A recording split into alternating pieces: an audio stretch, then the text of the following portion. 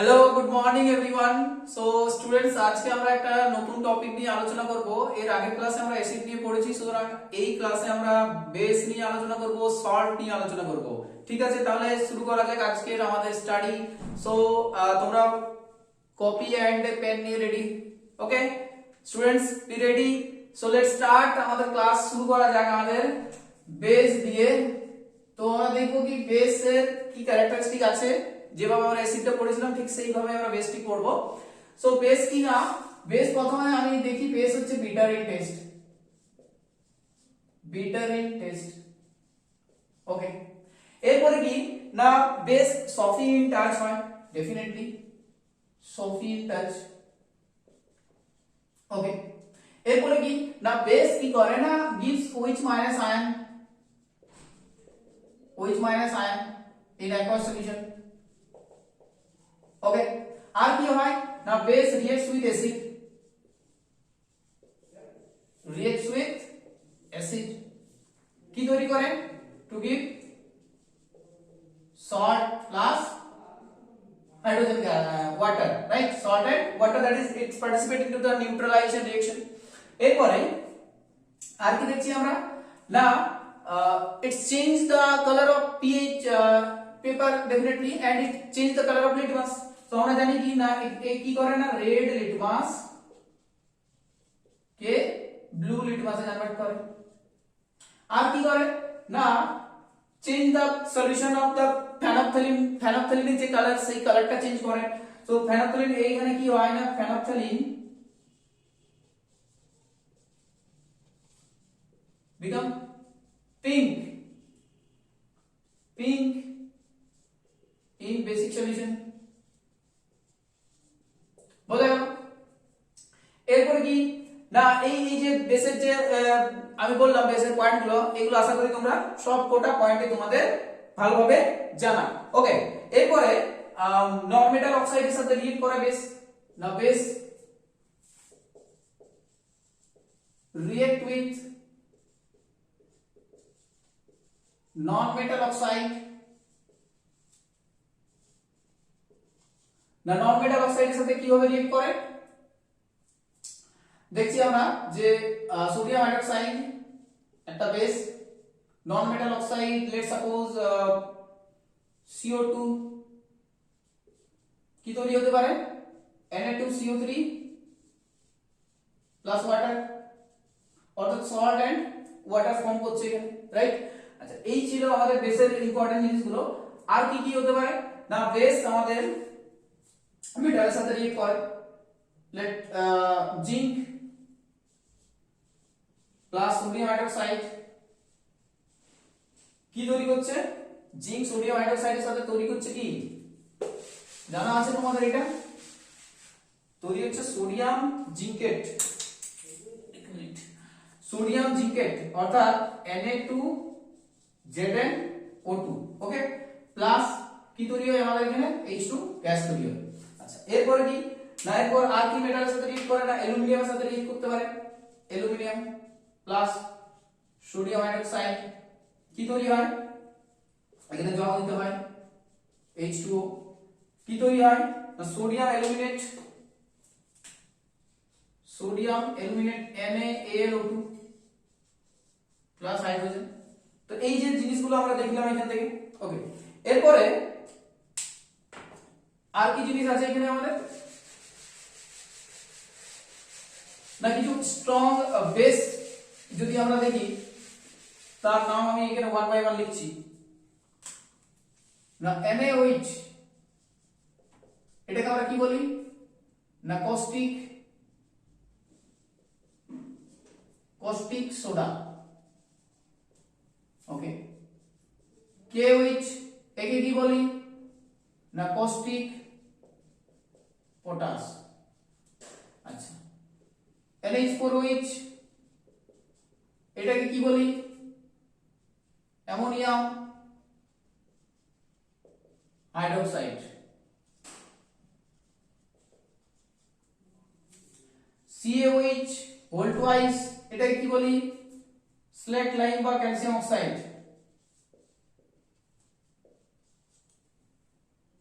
Calcium hydroxide ওকে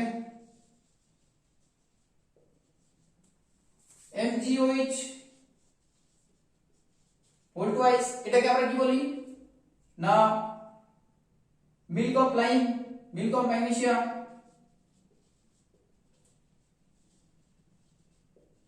অর্থাৎ magnesium hydroxide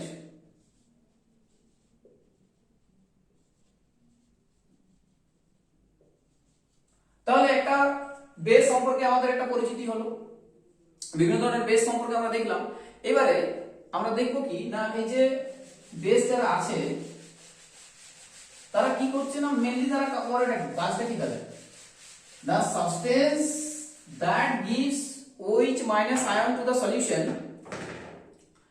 তারা OH minus দেয় substance that gives OH minus ion to the solution they are known as base right তাহলে আমরা কি বলছি এখানে যে the substance or molecule that gives OH minus ion মানে কি hydroxyl ion right hydroxyl ion to the solution or aqueous solution আমরা তাদেরকে কি বলছি বেস বলছি আচ্ছা একটা জিনিস বেস আর অ্যালকালি ব্যাপারটা কি না বেস যে সমস্ত বেস যারা আছে তারা যদি soluble হয় right they are soluble in water and gives OH minus ion তাদেরকে কি বলি আমরা অ্যালকালি তো অ্যালকালি যারা হচ্ছে তারা ডেফিনেটলি জলে ডিসলভ হচ্ছে তাহলে অ্যালকালি যতগুলো অ্যালকালি আছে আমাদের কাছে সবাই বেস কিন্তু all bases are not alkali all alkali are bases but all bases are not alkali এটা খুব ইম্পর্টেন্ট একটা যে all alkali are bases but all bases are not alkali বোঝা গেল অর্থাৎ যে যারা যে সমস্ত বেস তারা জলের মধ্যে ডিসলভ করছে OH মাইনাস আয়ন দিচ্ছে তাদেরকে আমরা অ্যালকালি বলছি রাইট স্টুডেন্টস এরপরে এই যে একটা বেস সম্পর্কে আমাদের ধারণা হলো এরপরে আমরা যাব কি কোথায় না আমরা পড়ব strength of acid and bases okay সম্পর্কে একটা আমাদের আইডিয়া হয়ে গেছে বেস কারা হয় কিভাবে তারা রিঅ্যাক্ট করে কি কি আয়নস ফর্ম করে তারা রাইট এরপরে আমরা আসছি strength of acid and base so ID করো strength of acid and base strength of acid and base এই ব্যাপারটা কি খুব ইম্পর্টেন্ট জিনিস একটা কিন্তু স্ট্রেংথ না আমি ওয়ান বাই ওয়ান অ্যাসিডটা প্রথমে পড়ি দেন আমরা বেসটা আলোচনা করছি তো স্টুডেন্টস অ্যাসিড স্ট্রেংথ অ্যাসিড মানে কি অ্যাসিডের স্ট্রেংথ মানে যে একটা অ্যাসিড আছে সেটা কত ভালোভাবে ডিসোসিয়েট করছে কত ভালোভাবে সেটা ফার্নিশ করছে সলিউশনে গিয়ে যদি সেটা 100% অর্থাৎ কমপ্লিটলি যদি আয়নাইজ হয় রাইট তাহলে আমরা কি বলবো সেটাকে স্ট্রং অ্যাসিড আর যদি সেটা পার্সিয়ালি আয়োনাইজড হয় তাহলে আমরা সেটাকে বলি কি উইক অ্যাসিড রাইট তাহলে স্ট্রং অ্যাসিড আর উইক অ্যাসিড এই দুটো জিনিস আমরা এটাকে ভাগ করি তাহলে প্রথমে আমরা লিখি যে স্ট্রং অ্যাসিড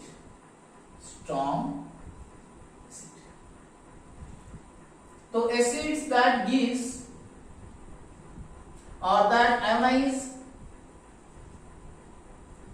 completely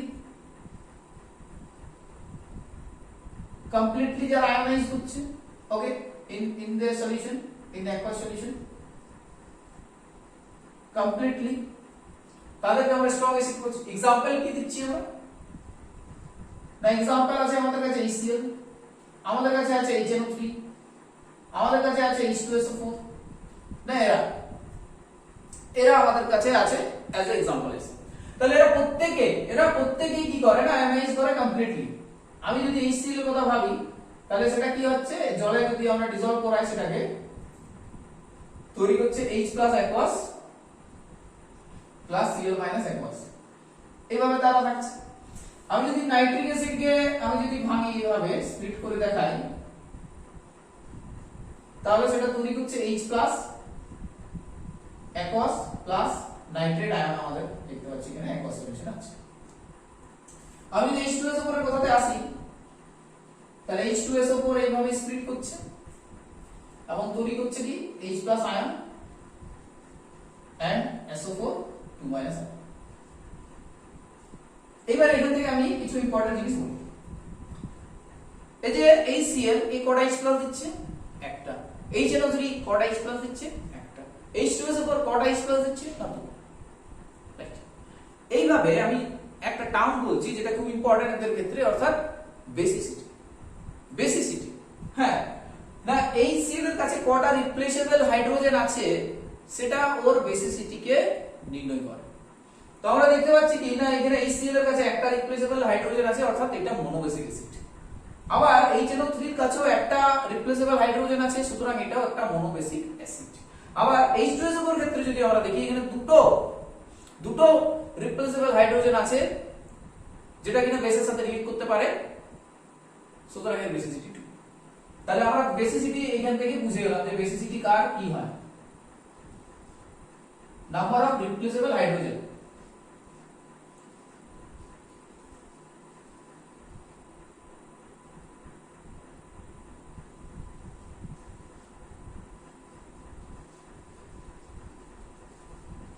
রাইট, বা যতগুলো OH মাইনাস আয়নের সাথে সেটা রিয়েক্ট করছে। এই ছিল আমাদের স্ট্রং অ্যাসিড। এরপরে আমি আরেক দল অ্যাসিডকে লিখি, এবং তাদেরকে ক্যাটাগরাইজ করি যেভাবে এদেরকে আমরা করলাম।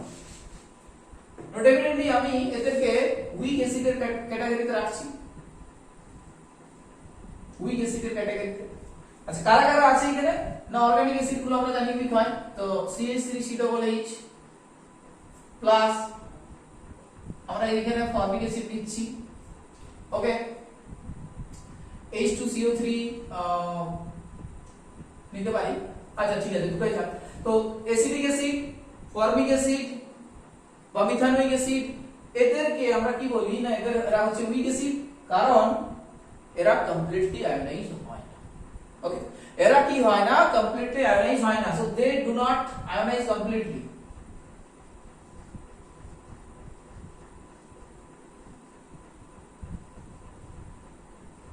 completely in aqueous solution। এবারে যদি না হয় তাহলে এদের সলিউশনের মধ্যে H+ এর আয়নের পরিমাণ কম থাকে, আর যারা স্ট্রং তাদের ক্ষেত্রে বেশি থাকে। তাহলে আয়নিক কন্ডাক্টিভিটি কারা বেশি দেখাবে, স্ট্রং অ্যাসিড না weak acid? Definitely strong acid. Okay, so চলে আসে আমরা এখানে কিভাবে এটা স্প্লিট করা হয়, কিভাবে সেটা স্প্লিট করা হয় দেখা যাক। এটা জলের মধ্যে যদি আমি ডিসলভ করি, তো এখানে আমরা যে আয়নটা পাচ্ছি এর আয়ন হিসেবে CH3 C minus plus H plus, এটা অ্যাকোয়াস। ওকে, এটা এখানে অ্যাকোয়াস। আমি যদি HCOOH নিই, এটা এখানে আরো एग्जांपल নিতে পারি আমি H3PO4 এর। ওকে, সো সেম এভাবে এখানে ফরম্যাট আয়ন পাবো আমরা H প্লাস অ্যাকোয়াস। এতটা বুঝা গেছে তো যে একটা অ্যাসিড কিভাবে ব্রেক করছে এবং তার করেসপন্ডিং পার্টস গুলো কি কি। এটাকে আমরা বলি অ্যাসিটেট আয়ন, এটাকে আমরা বলি অ্যাসিটেট আয়ন। ওকে, বোঝা গেল? তাহলে অ্যাসিডের সম্পর্কে আমরা এটা দেখে নিলাম। এবার আমরা চলে আসি বেস সম্পর্কে। সিমিলার ওয়েতে আমি কিছুগুলো বেসের নাম লিখছি, কিছুগুলো বেস লিখি আমি। Sodium hydroxide KOH। ওকে, না এই যে এরা এরা এরা কি করে না, আয়োনাইজ হয় এবং gives OH minus ion to the solution। এরা আয়োনাইজ হয় completely and কি তৈরি করে না OH minus ion in solution, in aqueous solution। এই যে OH মাইনাস, এটাকে আমরা কি বলি না হাইড্রক্সিল আয়ন বা হাইড্রোক্সাইড আয়ন, হাইড্রোক্সাইড H প্লাসটা কি বলছিলাম প্রোটন। তো এই যে হাইড্রোক্সাইড আয়ন এরা কি করে না 100% স্প্লিট করে যায়, 100% তারা ফার্নিশ করে, সো ডেফিনেটলি এদেরকে আমরা কি বলি না strong base, strong base. Clear? আর আমি যদি বলি না ক্যালসিয়াম হাইড্রোক্সাইড, আমি যদি বলি NH4OH, এদের ক্ষেত্রে যদি দেখা হয় না এরা কমপ্লিটলি আয়োনাইজ হয় না। ওকে, 100% আয়োনাইজেশন এদের ক্ষেত্রে ঘটে না, অর্থাৎ they do not ionize completely. All of you are getting my point, I think. So NH4OH, calcium hydroxide, they do not ionize completely. So they are come under weak base. একটা স্বচ্ছ ধারণা হলো, একটা ক্রিস্টাল ক্লিয়ার হলো regarding strong acid, strong base, weak acid, week base. এই ক্লিয়ারনেসটা থাকা খুবই important, কারণ আমরা পরবর্তীকালে সল্ট নিয়ে পড়বো যখন, তো স্ট্রং অ্যাসিড কারা, উইক অ্যাসিড কারা, এই জিনিসগুলো কিন্তু খুব ইম্পর্টেন্ট রোল প্লে করতে চলেছে। ওকে, খুব ধীরে ধীরে আমি বলছি ব্যাপারগুলো, খুব কনসেপ্টের সাথে তোমরা বোঝার চেষ্টা করো। এরপরে আমি যাচ্ছি না পিএইচ, অর্থাৎ পাওয়ার অফ হাইড্রোজেন। এটাকে আমরা একটা স্কেলের সাহায্যে প্রমাণ করব। আমি বুঝতে পারি যে কোন সলিউশন কতটা অ্যাসিডিক না কতটা বেসিক, সেটা পিএইচ এর ভ্যালুর উপর ডিপেন্ড করে সেটা আমরা বলে দিতে পারি যে পিএইচ এর মান দেখলেই বলে দিচ্ছি যে হ্যাঁ এই অ্যাসিডটা স্ট্রং অ্যাসিড হবে ডেফিনেটলি, এই বেসটা স্ট্রং বেস হবে এইভাবে। বা কোন একটা সলিউশন আছে সেটা পিএইচ এর মান থেকে আমি বলে দিতে পারি যে এটা নিউট্রাল।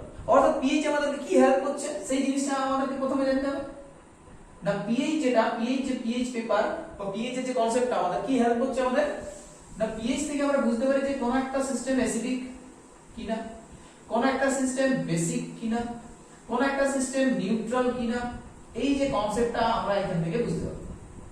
এই হচ্ছে একটা ক্লিয়ার কনসেপ্ট রিগার্ডিং পিএইচ কেন আমরা পড়ছি। ওকে, এইবারে চলে আসি আমরা পিএইচ এ যাই। তো পিএইচ কি না, পিএইচ কে বলা হয় পাওয়ার অফ হাইড্রোজেন। সিম্পল আমরা বলি এটা পাওয়ার অফ হাইড্রোজেন। আচ্ছা ঠিক আছে, power of hydrogen, power of H+। এটাকে কিভাবে এক্সপ্রেস করা হয় স্টুডেন্টস? না এটাকে এক্সপ্রেস করা হয় -log of 10H+। তাহলে এই যে H+ এই ভ্যালুটা আমরা জানি যে স্ট্রং অ্যাসিডের ক্ষেত্রে অনেক বেশি পরিমাণে H+ থাকে এবং উইক অ্যাসিডের ক্ষেত্রে H+ এর মানটা কম। তাহলে আমি যদি এখানে স্ট্রং অ্যাসিড বলি তাহলে তার pH এর মানটা ডেফিনেটলি কম হওয়া উচিত এবং সেটাই হয়। আর যদি সেটা স্ট্রং বেস হয় তার ক্ষেত্রে আমরা দেখব যে H+ এর মানটা খুবই কম এবং ওর ক্ষেত্রে OH এর মানটা OH- এর মানটা বেশি। সুতরাং এই যে pH এর জায়গাতে আমরা দেখি ওর ক্ষেত্রে pH এর ভ্যালুটা অনেকটা বেশি থাকছে। অর্থাৎ pH এর মানটা যদি কম হয়, অনেক কম হয়, 0 এর কাছাকাছি, তাহলে সেটা স্ট্রং অ্যাসিডের ক্যাটাগরিতে পড়ছে। আবার সেই pH এর মানটা যদি আমাদের 14 এর কাছাকাছি হয়, অর্থাৎ 14 বা 14 এর কাছাকাছি, অর্থাৎ 7 এর থেকে যদি পরে হয় সেটাকে আমরা বেস হিসেবে কনসিডার করি। তাহলে এই যে আমি 0 বললাম, 1 বললাম, 7, 14 এগুলো জিনিসটা কি না, এই জিনিসটাতে বোঝার জন্য আমি একটা স্কেল আনি যেটাকে আমরা pH স্কেল বলি। সেটা এইভাবে আমাদের লিখতে হয় না, এটা 7, এই সাইডে 0 থেকে শুরু হয় আর এইখানে হয় আমাদের। তাহলে এই যে মাঝখানে যে পয়েন্টটা আছে সেটাকে আমরা বলি নিউট্রাল পয়েন্ট, এবং এই দিকে যত যাব আমরা তত অ্যাকচুয়ালি আমরা অ্যাসিডিক স্ট্রেংথ বাড়ছে, অ্যাসিডিক স্ট্রেংথ এইদিকে রাইজ হচ্ছে। আর এই সাইডে কি হচ্ছে না, বেসিক স্ট্রেংথ ইনক্রিজ হচ্ছে। ওকে, বেসিক স্ট্রেংথ ইনক্রিজেস। এটা বোঝা গেল কি? যেমন যদি এইখানে থাকি অর্থাৎ pH এর মান যদি আমাদের 7 হয় তাহলে সেটা আমাদের নিউট্রাল সলিউশন। আবার যদি pH এর মান আমাদের 6 হয়, 5, 4, 3 এইভাবে হয় তাহলে কি সেগুলো অ্যাসিডিক, এবং সেগুলো যদি এই 0 বা 1 এর কাছাকাছি আসে তাহলে সেগুলো স্ট্রং অ্যাসিড। আবার সেটা যদি 7 এর পরে হয় সেগুলো বেসিক, এবং যদি সেগুলো 14 এর কাছাকাছি আসে সেগুলো হচ্ছে স্ট্রং বেস। একদম ক্লিয়ার, পুরো ক্লিয়ার ব্যাপারটা। নেক্সট আমরা তাহলে কয়েকটা एग्जांपल নিই। एग्जांपल নিই বলতে যদি আমরা অ্যাসিডিক সলিউশন নিই তাহলে সেইখানে H+ এর মান কি রকম থাকা উচিত আমাদের না H প্লাস কনসেন্ট্রেশনের মান আমাদের অ্যাসিডিক সলিউশনে কি রকম থাকা উচিত, না সেটা থাকা উচিত 10 টু পাওয়ার -5 এর অর্ডার, সেটা থাকা উচিত 10 টু পাওয়ার -4 এর অর্ডার, এরকম মোল পার লিটারে থাকছে, রাইট? তাহলে বেসের ক্ষেত্রে যদি দেখি আমরা, তাহলে সেখানে H প্লাস এর যে মানটা সেটা কত থাকা উচিত, না 10 টু পাওয়ার -7 এর থেকে বেশি, অর্থাৎ 10 টু পাওয়ার -8, 10 টু পাওয়ার -9 এরকম রেঞ্জে থাকছে আমাদের।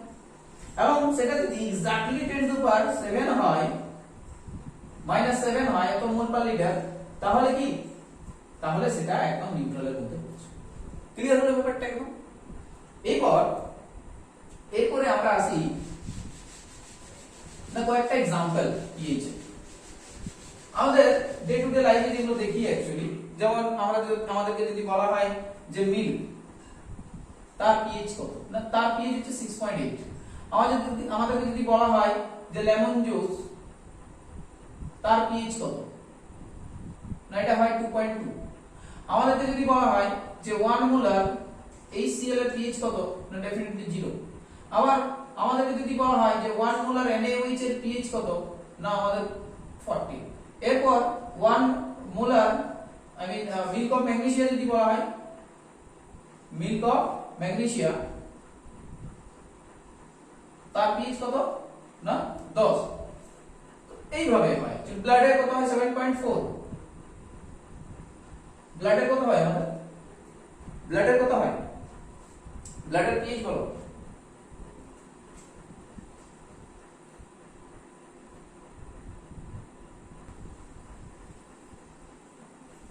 ব্লাডের পিএইচ কত, 7.4। তো এই যে ডাটাগুলো আমাদেরকে মনে রাখতে হয়। এরপরে আমাদের চলে আসি নেক্সট সেকশনে, যেটি পিএইচ এর পরে একটা জিনিস আছে আমাদের, সেটাকে বলা হয় ইউনিভার্সাল ইন্ডিকেটর। ইউনিভার্সাল ইন্ডিকেটর এটা কি, না স্টুডেন্টস এটা কি, না এটা একটা mixture of indicator, mixture of indicator. PH পেপারের মতো এটাতে কি হয়, না এটাতে আমাদের ডিফারেন্ট কালার দেখায়। বিভিন্ন সলিউশন যদি নিই আমরা, ইট শোজ ডিফারেন্ট কালার,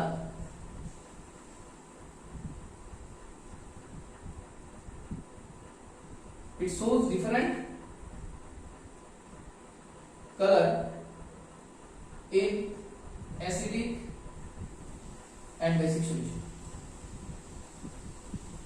বুঝলে, মানে বিভিন্ন ধরনের কালার দেখায়, অরেঞ্জ, রেড, এই ব্লু, রাইট, ডিপ ব্লু।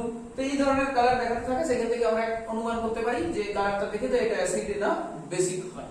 ওকে, এরপর আমরা একটা ভাইটাল জায়গাতে চলে আসি, যেটা হচ্ছে যে পিএইচ এর যে রোলটা, মানে একটা পিএইচ কেন আমরা পড়ছি, হ্যাঁ আমাদের যে এভরিডে লাইফে যে পিএইচ এর যে দরকার সেটা কি রকম।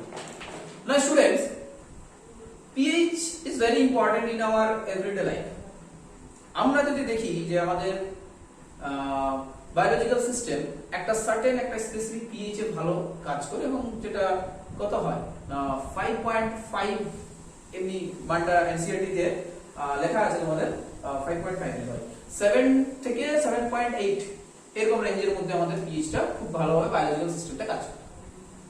ঠিক আছে, এরপরে এর চেয়ে যদি একটু বেশি হয় বা কম হয়, অর্থাৎ যদি স্লাইটলি অ্যাসিডিক হয় বা একটু বেশি বেসিক হয়, তাহলে কি হচ্ছে আমাদের পুরো বায়োলজিক্যাল সিস্টেমটা ডিস্টার্ব হবে। আমরা ইরিটেশন ফিল করব, পেন ফিল করব। তো এই যে পিএইচ এর রোলটা কিন্তু সেখানে আমরা বুঝতে পারি। এরপরে আমরা যদি দেখি যে ডাইজেস্টিভ সিস্টেমের ক্ষেত্রে আসি, ডাইজেস্টিভ সিস্টেমের ক্ষেত্রে তো আমরা দেখি কি না, আমরা খাবারটা যখন খাওয়া হয় আমাদের, সেটা স্লাইটলি একটা ডাইজেশন হয় আমাদের মুখের মধ্যে, স্টার্ট হয় যে ডাইজেশন প্রসেসটা স্যালাইভার সাথে, অ্যামাইলেজ থাকে ওইখানে, এবং ডেফিনেটলি সেইখান থেকে যখন সেটা স্টোমাকের মধ্যে আসে, সেই স্টোমাকে আসার পর আমরা জানি স্টোমাকে একটা অ্যাসিড রিলিজ করে, দ্যাট ইজ HCl, এবং সেটা কি করে না পুরো খাবারটাকে অ্যাসিডিক করে দেয় এবং তার ডাইজেশন প্রসেসে হেল্প করে। ওকে, নেক্সট কি হয় না, এই যে HCl সেটা আর কি কাজ করে এখানে, HCl আমাদের যে খাবারগুলোতে যদি কোনো ব্যাকটেরিয়া বা কোনো ফরেন কিছু থাকে সেগুলোকে মেরে দেয়, ব্যাকটেরিয়াদেরকে মেরে দেয়। ওকে, কোনো জার্মস থাকলে সেটাকে মেরে দেয়। অর্থাৎ এখানে HCl এর রোলটা আমরা কিন্তু দেখতে পাচ্ছি। এরপরে আমার কোশ্চেন হচ্ছে যে HCl আমাদের স্টোমাকের মধ্যে তৈরি হচ্ছে এবং সেটা ডাইজেশনে হেল্প করছে, কিন্তু HCl যদি কোনো কারণে বেশি তৈরি হয়, হ্যাঁ কখন বেশি তৈরি হয় না, ধরে নাও তুমি একটা স্পাইসি ফুড খেয়েছো, এরপরে কি হচ্ছে না HCl স্টোমাক বেশি তৈরি করে ফেলেছে, মানে তার যে লিমিট সেই লিমিট ক্রস করে তার বিয়ন্ডে গিয়ে সে বেশি পরিমাণে HCl তৈরি করে ফেলেছে। এরপরে অসুবিধাটা কি হয় না ইরিটেশন হয়, অসুবিধাটা কি হয় না পেন ফিল হয়, এবং যেটাকে আমরা কি বলি, যেটাকে আমরা বলি যে অ্যাসিডিটি, ইয়েস অ্যাসিডিটিতে সাফার করছে। এবার এই যে অ্যাসিডিটিটা থেকে তাকে যদি আমাদেরকে ঠিক করতে হয়, তার উপশম হিসেবে আমরা কি ব্যবহার করি না একটা বেস নিয়ে আসতে, কারণ অ্যাসিড বেস নিউট্রালাইজেশন রিঅ্যাকশন হবে, রাইট?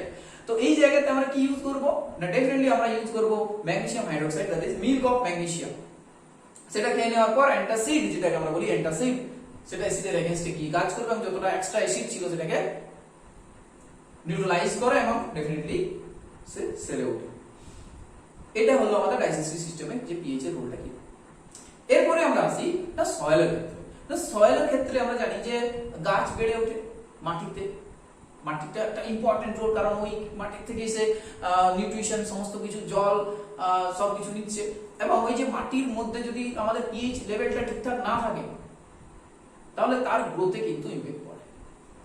আমরা দেখেছি যে অনেক বেসিক জায়গাতে অনেক মাটি যদি অনেক বেসিক হয় সেখানেও প্ল্যান্টস সেইভাবে গ্রো করতে পারে না, বা যদি অনেক বেশি আম্লিক হয় অ্যাসিডিক হয় সেখানেও কিন্তু সেই ওইভাবে প্ল্যান্ট কিন্তু গ্রো করতে পারে, রাইট? তাহলে প্ল্যান্টের গ্রোথ হওয়ার জন্য, প্রপার গ্রোথের জন্য একটা স্পেসিফিক পিএইচ কিন্তু দরকার, বোঝা গেল? এরপরে কি হয় না, এই যে পিএইচটা কিভাবে চেঞ্জ হয় সয়েলে না অ্যাসিড ট্রেন হয়, আমরা জানি যে বিভিন্ন ধরনের SO2 NO2 এই যে নাইট্রাস অক্সাইড সালফারের যে অক্সাইড গুলো হয় তারা ওয়াটারের সাথে মিক্স করে এন্ড তারা অ্যাসিড তৈরি করে। সেই অ্যাসিড যদি আমাদের মাটিতে পড়ে সেই মাটির অ্যাসিডিটি চেঞ্জ হয়, গাছের পাতাতে যদি পড়ে সেখানে তাদের ইমপ্যাক্ট করে, কোন জলাভূমিতে যদি পড়ে সেই জলাভূমির পিএইচ চেঞ্জ হয়। দিয়ে অ্যাকোয়াটিক যে অ্যানিমালস তাদের যে জীবনযাপন সেটার মধ্যে ইমপ্যাক্ট ফেলতে দেখেছি আমরা দেখেছি তাদের মধ্যে কিভাবে ইমপ্যাক্ট পড়ে। তো এই যে ব্যাপারগুলো আমরা দৈনন্দিন এক্সপেরিয়েন্স থেকে বুঝতে পারছি। এরপরে আমরা চলে আসি না আমাদের যে টুথ ডিকের যে ব্যাপারটা স্টুডেন্টস, সেটা কি রকম না আমাদের এনামেল যেটা আমাদের hardest substance in human body, তো সেই টিথের মধ্যে যে কম্পোনেন্টটা থাকে that is calcium phosphate CA3PO4 ওল্ড বাইস। তো এই ক্যালসিয়াম ফসফেটে যদি আমরা দেখি যে পিএইচ এর মেইনটেনেন্সটা যদি ঠিকঠাক না হয়, অর্থাৎ অ্যাসিডিক যদি হয়, তাহলে কিন্তু সেটা ক্ষয় হতে শুরু করে, অর্থাৎ বেস অ্যাসিডের সাথে রিঅ্যাক্ট করে নিউট্রালাইজ হবে, ধীরে ধীরে ক্ষয় হবে। এইটা কিভাবে তৈরি হয় না, আমাদের দাঁতের মধ্যে অ্যাসিড কিভাবে তৈরি হয় না, অ্যাসিড কিভাবে তৈরি হয়, ধরো তুমি কিছু খাবার খেয়েছো, লেটস সাপোজ কিছু ফুড আইটেমস নিয়েছো, সেখানে সুগার আছে, ফুড পার্টিকেলস আছে। এইবারে কি হয় না আমাদের মুখের মধ্যে যে সমস্ত ব্যাকটেরিয়াগুলো থাকে তারা কি করে না ওই ব্যাকটেরিয়াগুলো কি করে না সুগার মলিকিউলকে ব্রেক করে দেয়। সুগার মলিকিউলকে যদি ব্রেক করে সেখান থেকে অ্যাসিড ফর্ম হয়, আর সেই অ্যাসিড কি করে আমাদের দাঁতের মধ্যে যে এটা থাকে আমাদের ক্রিস্টালটা, সেই কম্পোনেন্টের সাথে রিঅ্যাক্ট করে, ওকে, এইভাবে নষ্ট করতে থাকে। সুতরাং আমাদের কি করা উচিত, আমাদের খাবার খাওয়ার পর after taking meal or after taking lunch, you can say খাবার খাওয়ার পর আমাদেরকে দাঁত খুব ভালো করে মাজা উচিত, একটা খুব ভালো কোয়ালিটির পেস্টের সাহায্যে, কোলগেট ডেফিনেটলি আমরা ইউজ করি। তো এখানে এটা দাঁত যদি আমরা খুব ভালোভাবে পরিষ্কার করি তাহলে এই ব্যাপারটা অসুবিধাটা কিন্তু তৈরি হচ্ছে না সেখানে, এবং আমাদের দাঁত কিন্তু ভালো থাকে, ওকে। এই হলো গল্প। এরপরে কি হয় আর পিএইচটা কথা ইম্পর্টেন্ট আমাদের না, আমরা দেখি যে না কিছু অ্যানিমালস আছে, কিছু প্ল্যান্টস আছে, তারা না নিজেদের রক্ষার জন্য, ওয়ারফেয়ার, তাদের নিজেদের আত্মরক্ষার জন্য তারা কি করে না অ্যাসিড ছুড়ে। ইয়েস, তো bee sting, yellow and bee sting যদি আমরা দেখি, তাহলে তারা যখন আমাদের হাতের মধ্যে ওই স্টিংটা করে, রাইট, তো আমাদের বডিতে ইনজেক্ট করে দেয়। কি ইনজেক্ট করে দেয় না, লেটস সাপোজ এই যে আমাদের কোনো জায়গা পোরশন, বডি হাতের পোরশন, তো এখানে যদি একটা মৌমাছি তার স্টিংটা ফেলে, তাহলে বডির মধ্যে কি চলে আসে, ফর্মিক অ্যাসিড, এবং সেই জায়গাটা একটা এই একটা স্টিং এরিয়া আমরা দেখতে পাই, পুরো রেড টাইপের হয়ে যায়, আর কি হয় সেখানে জ্বালা করতে থাকে, অর্থাৎ ইরিটেশন হয়, পেন হয়। তো এই জায়গাটা থেকে কিভাবে আমরা ঠিক করি নিজেদেরকে, না একটা মাইল্ড বেস ইউজ করি, এইভাবে ঠিক করা যায়। অর্থাৎ অ্যাসিড তো তাহলে বেস নিউট্রালাইজ করবে সেটাকে, বোঝা গেল ব্যাপারটা কি। তো এইভাবে পিএইচ কিন্তু আমাদের বুঝতে পারলাম আমরা। এবারে আরেকটা এরকম প্ল্যান্টস আছে নেটল স্টিং, সেও কিন্তু নিজের আত্মরক্ষার জন্য, ঠিক আছে, সেই নেটল কি করে না আত্মরক্ষার জন্য আমাদের ফর্মিক অ্যাসিড দেয়, ফর্মিক অ্যাসিডের সাহায্যে নিজের আত্মরক্ষা করতে। তো এই হচ্ছে ব্যাপার। এরপরে আমরা একটা জিনিস আসি যেটা খুব ইম্পর্টেন্ট, যে কোন একটা অ্যাসিড কোন একটা সল্ট, সেটাকে যখন আমরা হাইড্রোলাইজ করি, অর্থাৎ সেটা যদি অ্যাকোয়াস সলিউশনে দিই এবং তার যদি পিএইচ পেপার দিই বা পিএইচটা দেখি আমরা, সেটা অ্যাসিডিক আসে না বেসিক জোনে আসে না নিউট্রাল আসে, আমাদের আলোচনার বিষয় সেটা। ঠিক আছে, বুঝতে পেরেছো কি ব্যাপারটা আমি বলতে চাইছি? অর্থাৎ ধরলাম আমাদের যে সল্ট ফর্ম করি আমরা, যে সল্ট, সেই সল্ট আমরা কি কি দিয়ে তৈরি করি, না অ্যাসিড আর বেস দিয়ে তৈরি করি। খুব ভালোভাবে বোঝার চেষ্টা করো, অ্যাসিড আর বেস দিয়ে তৈরি করি সল্ট। না যে অ্যাসিড, এটা আমরা কি নিতে পারি, তিনটা সেট হয় না, স্ট্রং অ্যাসিড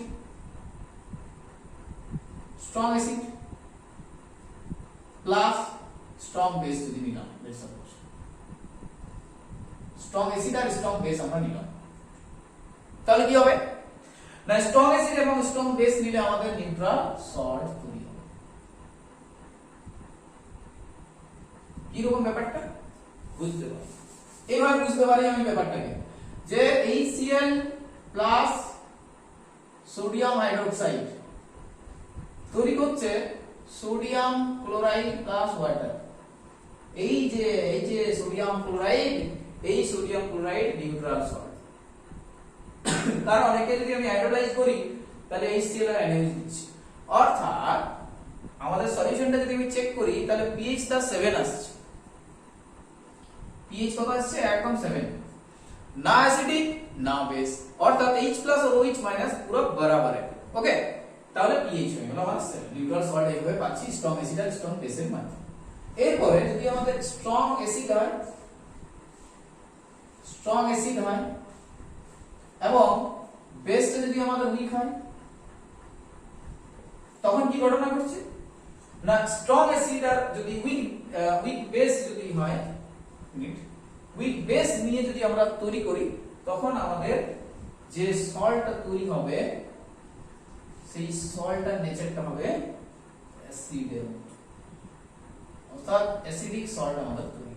অর্থাৎ সল্টটা যদি আমরা অ্যাকোয়াস সলিউশন নিই, তার যদি পিএইচ চেক করি, তাহলে সেটা 7 থেকে কম আসছে। ওকে, তাহলে এখানে স্ট্রং অ্যাসিড কি নিচ্ছি আমরা, HCl নেওয়া যাক, উইক বেস NH4OH, কি তৈরি হচ্ছে NH4Cl প্লাস H2O। তাহলে এই যে অ্যামোনিয়াম ক্লোরাইড যেটা তৈরি হলো, সেটা আমাদের কি ধরনের সল্ট, না সেটা হচ্ছে আমাদের অ্যাসিডিক সল্ট। নেক্সট আমরা আরেকটা কেস হয় এখানে, যেটা উইক অ্যাসিড যদি আমরা নিই প্লাস স্ট্রং বেস,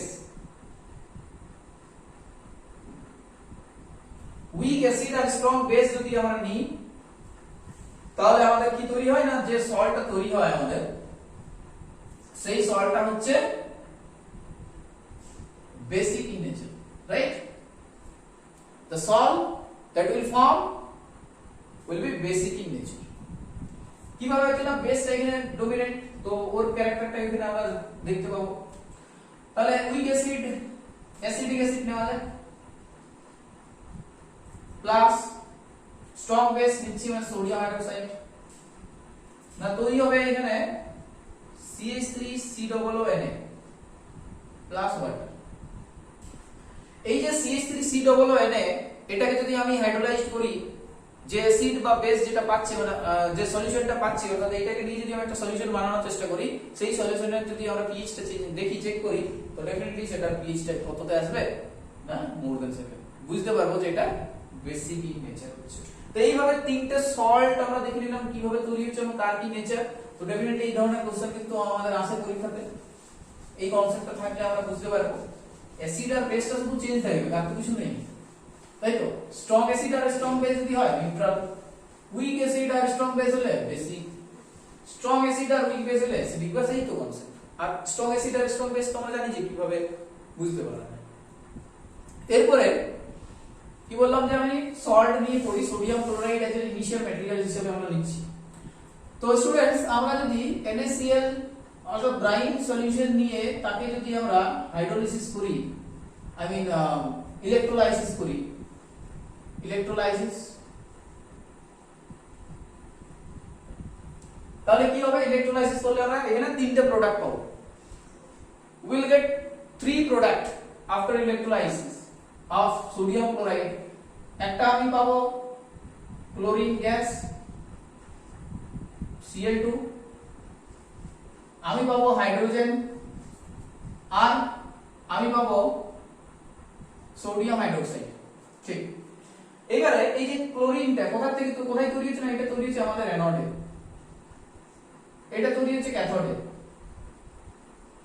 আর এটা তৈরি হচ্ছে net to cathode, net to cathode, বোঝা গেল? নেট টু ক্যাথোডে তৈরি হচ্ছে এটা।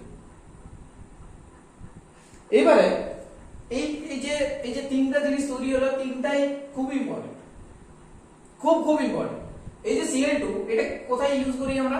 ব্লিচিং পাউডার তৈরি করার সময়। হাইড্রোজেন ফুয়েল হিসেবে ইউজ করা হয়। সোডিয়াম হাইড্রোক্সাইড এটা খুব ইম্পর্টেন্ট কেমিক্যাল রিয়েজেন্ট হিসেবে আমরা ইউজ করে থাকি। সো ফ্যাক্টরিতে ইউজ হয়, বিভিন্ন জায়গাতে বিভিন্ন কেমিক্যাল কম্পাউন্ড বানানোর সময় সোডিয়াম হাইড্রোক্সাইড ইউজ হয় আমরা দেখব। এরপরে আমি Cl2 টাকে নিয়ে আসি ব্লিচিং পাউডার বানাই। কিভাবে বানাবো ব্লিচিং পাউডার? না ব্লিচিং পাউডার আমাদের ফর্মুলাটা কি না CaOCl and Cl, বা এটাকে একসাথে আমরা CaOCl2 লিখি। তাহলে কি কি দরকার? না ক্যালসিয়াম দরকার। যে জিনিসটা দরকার আমাদের সেই ক্যালসিয়ামের সোর্সটা কোথায় পাই আমরা? স্ল্যাট লাইন। না আমরা নিব কি এখানে? ক্যালসিয়াম হাইড্রোক্সাইড, আমরা নিব ক্যালসিয়াম হাইড্রোক্সাইড। সেই ক্যালসিয়াম হাইড্রোক্সাইডের সাথে আমি কি করব? ক্লোরিন গ্যাসকে চালনা করছি, তৈরি হবে আমাদের ক্যালসিয়াম অক্সিক্লোরাইড CaOCl2। এটাকে আমরা এইভাবে লিখতে পারি, এইভাবে CaOCl আর Cl এইভাবে, ঠিক আছে? তারপরে কি তৈরি হচ্ছে এখানে? Plus water. এই যে স্টুডেন্ট এটা তৈরি হলো আমাদের ব্লিচিং পাউডার। এই ব্লিচিং পাউডার কিন্তু অনেক অনেক ইম্পর্টেন্ট একটা আমাদের কেমিক্যালস। কোথায় কোথায় ইউজ করা হয় না? আমরা এটাকে কাপড় ব্লিচ করার জন্য ইউজ করি, রাইট? দেন কোথায় ইউজ করা হয় না? অক্সিডাইজিং এজেন্ট হিসাবে আমরা ইউজ করি এটাকে। আর কোথায় ইউজ করা হয় ব্লিচিং পাউডারকে? না ব্লিচিং পাউডার আমরা টেক্সটাইল ইন্ডাস্ট্রিতে ইউজ করি, রাইট? আর অক্সিডাইজিং এজেন্ট হিসেবে বললাম। তো এইগুলা এদের ইউজগুলো আমাদের ইম্পর্টেন্ট, কিন্তু কোথায় কোথায় না টেক্সটাইল ইন্ডাস্ট্রি,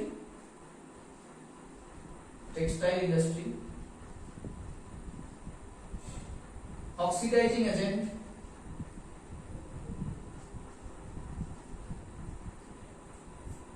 ক্লথ কে ব্লিচ করার জন্য,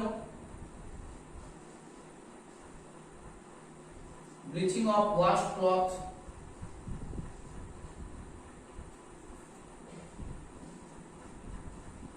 এই যে ঠিক আছে, বোঝা গেল ব্যাপারটা? এবারে আমরা চলে আসি নেক্সট একটা ইম্পর্টেন্ট সল্টে, যেটা হচ্ছে আমাদের বেকিং, কি নাম, বেকিং সোডা, রাইট। বেকিং সোডাতে আমরা পড়বো কি না, বেকিং সোডা প্রথমে তো হেডিং করে নিই বেকিং সোডা।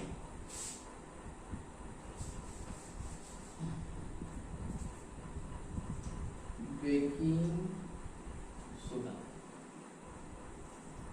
বেকিং সোডার ফর্মুলা কি না, সোডিয়াম হাইড্রোজেন কার্বনেট বা sodium bicarbonate, sodium bicarbonate. Okay, এই যে হাইড্রোজেনটার জন্য আমরা বাইকার্বনেট বা হাইড্রোজেন কার্বনেট বলি। এটা তৈরি করব, তৈরি করার জন্য আমাদের কি দরকার না, দরকার NaCl প্লাস, আর কি দরকার, দরকার জল, আর কি দরকার, দরকার কার্বন ডাই অক্সাইড, আচ্ছা আর কি দরকার না, দরকার NaCl। এই যে জিনিসগুলো আমাদেরকে মাথায় রাখতে হবে, NaCl, ওয়াটার, CO2, NH3, ঠিক আছে। এরপরে আর কি আমাদেরকে দিতে হয় এখানে, এখানে দেওয়ার পরে যদি আমরা দেখি আমাদের তৈরি হচ্ছে NaHCO3, সোডিয়াম হাইড্রোজেন কার্বনেট, আর সাথে তৈরি হচ্ছে NH4C। বোঝা গেল ব্যাপারটা কি না, NaCl, water and NaCl, water, carbon dioxide, NH3 দিয়ে তৈরি হলো এই জিনিস।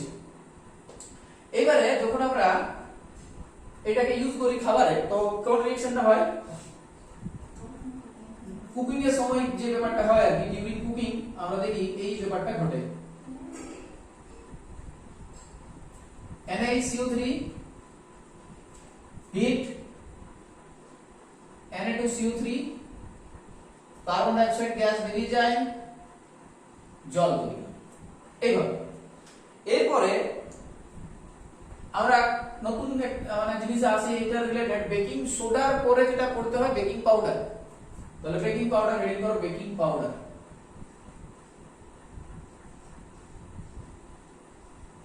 না কিভাবে তৈরি করব বেকিং পাউডার না, বেকিং পাউডার তৈরি করব এই বেকিং সোডা যেটা দেখতে পাচ্ছি, সেই বেকিং সোডার সাথে আমি কিছুটা এডিবল অ্যাসিড অ্যাড করব। ওকে, তাহলে এখানে NaHCO3 প্লাস H প্লাস, কত থেকে পাচ্ছি এটা, from edible acid tartaric acid, right, tartaric acid. এই যে এটা হচ্ছে আমাদের বেকিং পাউডার। তো এই বেকিং পাউডারটা যখন আমরা ইউজ করি আমাদের তৈরি করার সময়, পকোড়া বানানোর সময়, রাইট, তো ওটা যে সফটনেসটা আসে সেটা কি কারণে আসে না, এটা যখন হিট করা হয়, এই হিট করার পরে আমাদের কি তৈরি হয় এখান থেকে না, কার্বন ডাই অক্সাইড গ্যাস। এই যে কার্বন ডাই অক্সাইড গ্যাস, এই কার্বন ডাই অক্সাইড গ্যাস তৈরি হয়, আর কি তৈরি হয় না, ওয়াটার ফর্ম করে, আর কি তৈরি হয়, ওয়াটার ফর্ম করে, then sodium salt of tartaric acid, sodium salt of tartaric acid. এই যে জিনিসগুলো তৈরি হচ্ছে, এই যে CO2, এই CO2 টার জন্য কি হয় না, যে আমরা বানাই পকোড়ি বা পাউরুটি, এই যে ব্যাপারগুলো বানাই আমরা ফুড আইটেমগুলো, সেইগুলো সফট হয়, রাইট। বোঝা গেল ব্যাপারটা কি, এই হচ্ছে এখানে আমাদের বেকিং সোডা বেকিং পাউডার নিয়ে যা কিছু বিষয়। এরপরে এটার পর আমরা আসছি সোডিয়াম কার্বনেট অর্থাৎ ওয়াশিং সোডা, সেটা কিন্তু একটা ইম্পর্টেন্ট পার্ট এখানে আমাদের, ওয়াশিং সোডা, ওয়াশিং সোডা। এটা কিভাবে, এটা কি কেমিক্যাল ফর্মুলা কি না, এটা কেমিক্যাল ফর্মুলা হচ্ছে আমাদের Na2CO3 10H2। এই যে 10H2 টা এটাকে বলা হয় water crystallisation, water of crystallisation. অর্থাৎ একটা ফর্মুলা ইউনিটের মধ্যে, তো সল্টের একটা ফর্মুলা ইউনিটের মধ্যে যতগুলি ওয়াটার মলিকুল যুক্ত থাকে। অর্থাৎ আমি যদি দেখি একটা Na2CO3 এর সাথে তার ক্রিস্টালটাকে ফর্ম করার জন্য কতগুলি ওয়াটার মলিকুল আছে, এখানে 10টি ওয়াটার মলিকুল আছে। সুতরাং এইখানে ওয়াটার অফ ক্রিস্টালাইজেশন কি কত না 10। সেই রকম আমরা যদি কপার সালফেটের ক্ষেত্রে দেখি তাহলে তার ওয়াটার অফ ক্রিস্টালাইজেশন কত হবে 5। তো এইভাবে এটা তৈরি করব আমরা। নেক্সট কিভাবে বানাচ্ছি না, Na2CO3 এটার সাথে যদি আমি 10টা ওয়াটার মলিকুল অ্যাড করে দিই তাহলে আমাদের এটা তৈরি হচ্ছে। ইম্পর্টেন্ট, এই যে Na2CO3 ওয়াশিং সোডা, এটা কি কাজে ব্যবহার করা হয় না, এটা আমাদের ব্যবহার করা হয় ডেফিনেটলি ওয়াশিং সোডা, তো ডেফিনেটলি ওয়াশিং এর ক্ষেত্রে। নেক্সট কি ব্যবহার করা যেতে পারে না, এটা ব্যবহার করা যায় আমাদের যে হার্ডনেস থাকে ওয়াটারের, সেই হার্ডনেসটাকে দূর করার জন্য। অর্থাৎ to remove hardness of water. আমরা জানি বিভিন্ন আয়নস প্রেজেন্ট থাকার জন্য আমাদের ওয়াটারের যে সফটনেস সেটা চলে যায়, হার্ড ওয়াটার হয়, সেটাতে ফেনা তৈরি হয় না, এবং সেটাকে নরমালে ফিরিয়ে আনার জন্য আমরা এই ধরনের সাবস্টেন্স ইউজ করে থাকি হার্ডনেসটাকে বোঝানোর জন্য। নেক্সট হচ্ছে কি না, এ আর কি তৈরি করে না, সোডিয়াম কার্বনেট আমাদের তৈরি হয়, এটা বোরাক্স তৈরি করতে হেল্প করে, বোরাক্স ফর্মেশন। এই বোরাক্সটা কি না, বোরাক্সটা হচ্ছে বোরন থাকে এটার মধ্যে, মানে Na2B4O7.10H2, এটা কেমিক্যাল ফর্মুলা, ঠিক আছে। এটা Na2B4O7.10H2, এটা বোরাক্সের ফর্মুলা। তো আমরা দেখতে পাচ্ছি এখানে সোডিয়াম কার্বনেট এখানে ইউজ হয়, ঠিক আছে। তো এই হচ্ছে আমাদের ওয়াশিং সোডা সম্পর্কে যা কিছু জানা। এরপরে আরেকটা ইম্পর্টেন্ট সল্ট আছে আমাদের, সেটা হচ্ছে প্লাস্টার অফ প্যারিস আর জিপসাম। প্লাস্টার অফ প্যারিস আর জিপসাম, তবে এই ইউনিটটা আমাদের শেষ হলো। আচ্ছা, আরেকটা জিনিস বলে দিই আমি, যে ওই কপার সালফেটের ক্ষেত্রে যেটা হয়, কপার সালফেট 5H2 যেটা হয় সেটা ব্লু কালার হয়। এবার যদি আমরা এটাকে হিট করি, ওকে, তাহলে কি হয় না, কপার সালফেট প্লাস 5H2, এই কপার সালফেটটা কিন্তু হোয়াইট কালার হয়। ওকে, তাহলে যতক্ষণ পর্যন্ত ক্রিস্টাল ওয়াটারটা ওর মধ্যে থাকছে ততক্ষণ কালার, আর যদি ক্রিস্টাল ওয়াটারটাকে আমরা ওইখান থেকে সরিয়ে দিই দেন হোয়াইট কালারে কনভার্ট হচ্ছে। আবার যদি আমি এটাতে জল অ্যাড করে দিই সেটা আবার কিন্তু তার আগের ফর্মে চলে যাচ্ছে। Okay, plaster of Paris, plaster of Paris ফর্মুলাটা কি না, এগুলো আমাদেরকে মনে রাখতে হবে। Calcium sulphate dot half H2O, আরেকটা আছে আমাদের জিপসাম, এটা ফর্মুলাটা কি না, calcium sulphate CaSO4 dot 2H2O, এই দুটো জিনিস। এবার এই জিপসাম থেকে আমি প্লাস্টার অফ প্যারিস তৈরি করব না, ক্যালসিয়াম সালফেট ডট 2H2O, এটাকে যদি আমি 100 ডিগ্রি সেন্টিগ্রেডে, হ্যাঁ ঠিক 100 ডিগ্রি, কিন্তু ওর বেশি নয় কিন্তু, ঠিক আছে, নাহলে প্লাস্টার অফ প্যারিস কিন্তু তৈরি হবে না। 100 ডিগ্রি সেন্টিগ্রেডে যদি হিট করি তাহলে আমাদের কি তৈরি হচ্ছে, calcium sulphate dot half H2O, এবং এখানে 3/2 বা 1 পূর্ণ 1/2 মানে 1.5 ওয়াটার মলিকুল উইল ফর্ম। এই যে এটা তৈরি হচ্ছে এটাকে আমরা বলি plaster of Paris, plaster of Paris. এটাই আমাদেরকে মনে রাখতে হয় যে gypsum contain 2H2O, CaSO4.2H2O, আর half plaster of Paris, that is CaSO4.half H2O. Okay, next এই যে কাজটা, এই কাজটা কি না, যদি হাড় ভেঙে যায় তো বোন যদি ব্রেকেজ হয়, তো ডেফিনেটলি বোনটাকে সঠিক পজিশনে রাখার জন্য প্লাস্টার করার সময় doctors use this materials, right? Use this substance, plaster of Paris. আর কি না, আমাদের বিভিন্ন ধরনের পুতুল বানানোর জন্য এইভাবে অনেক কাজ আছে। প্লাস্টার অফ প্যারিস আমরা দেখেছি হোয়াইট যে দেওয়ালের যে পট্টিটা লাগানো হয় সেই ওয়াল পট্টিতেও ইউজ করা হয়। অ্যান্ড সিরামিক শিল্প যেটা হয়, ঠিক, তো এই ধরনের মূর্তি বানানোর জন্য ব্যবহার করা হয়। তো অনেক ইউজ আছে এগুলো। ওকে, এরপরে কি না এখানে এটা আমরা শেষ করব। তো ডেফিনেটলি তোমরা পুরো লেকচারটা খুব ভালোভাবে মন দিয়ে শুনেছো আই হোপ, অ্যান্ড বুঝতে পেরেছো। যদি কোনো জায়গাতে তোমাদের অসুবিধা হয়, কোনো জায়গাতে কোনো যদি বুঝতে অসুবিধা হয়, তো ডেফিনেটলি তোমরা কমেন্টে জানাও, আমি চেষ্টা করব বোঝানোর। ওকে, সো স্টুডেন্টস আজকে থাকে এখানেই, এবং নেক্সট আমাদের যে লেকচারটা আমি নিয়ে আসছি সেটা অর্গানিক কেমিস্ট্রির উপর হবে। খুব ভালোভাবে আমরা অর্গানিক কেমিস্ট্রিটাকে বুঝবো সেখানে। ওকে, তাহলে আমরা কি কি এখানে কমপ্লিট করলাম, যদি পুরো প্লেলিস্টে তোমরা দেখো, যারা নতুন ভিউয়ার্স তারা ডেফিনেটলি ভিজিট করো আমাদের বিজ্ঞান প্রশস্তিতে। সো এখানে দেখো পুরো মেটাল নন মেটাল পড়িয়েছি আমি। দেন অ্যাসিড বেস, এই যে চ্যাপ্টারটা এটা পুরোপুরি কমপ্লিট এটাতে হয়ে যাচ্ছে। নেক্সট আমরা অর্গানিক কেমিস্ট্রিটা নিয়ে আসছি। ওকে, অ্যান্ড প্রথম যে চ্যাপ্টারটা ছিল আমাদের কেমিক্যাল রিঅ্যাকশন ইকুয়েশন, সেটা আমি প্রথমে পড়িয়েছিলাম। সো ডেফিনেটলি এইভাবে আমরা পুরো কেমিস্ট্রিটাকে আমরা কিন্তু কমপ্লিট করে দিচ্ছি তোমাদের পরীক্ষার আগে। অ্যান্ড এরপরে ডেফিনেটলি তোমরা চ্যানেলটিকে তোমাদের বন্ধুদের সাথে শেয়ার করো, অ্যান্ড তাদেরকে বলো যে এইভাবে স্যার আরো বিভিন্ন সাবজেক্টের আরো স্যার আছে আমাদের, তো তারা এইভাবে তোমাদের জন্য বিভিন্ন ক্লাস নিয়ে আসছে। সুতরাং আমাদের এই যে ছোট্ট চ্যানেল সেটা যাতে একটা ধীরে ধীরে বেড়ে ওঠে সেই আশা করছি, এবং পুরোটাই তোমাদের উপর নির্ভর করছে ব্যাপারটা। তো আশা করি তোমরা আমাদেরকে এইভাবে সাহায্য করবে। So thank you all of you, bye. পড়াশোনা করো খুব মন দিয়ে।